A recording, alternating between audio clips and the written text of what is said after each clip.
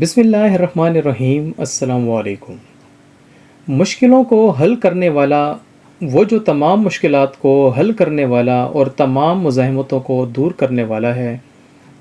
یا فتاح ہو، جو شخص اس اسم کا ورد کرتا ہے اس کا قلب روشن ہو جاتا ہے اور اس کو اپنے مقاصد میں کامیابی ہوتی ہے۔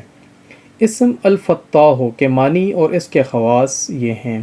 الفتاح جل جلالہ، جو کوئی اپنے ہاتھ سینے پر رکھ کر نماز فجر کے بعد 71 بار یہ اسم پڑھے گا، اس کا دل پاک اور منور ہو جائے گا اور حق کے راستے کا حجاب اس سے ہٹا لیا جائے گا اور اسے انشاءاللہ تمام امور میں آسانی اور رزق میں برکت عطا کی جائے گی۔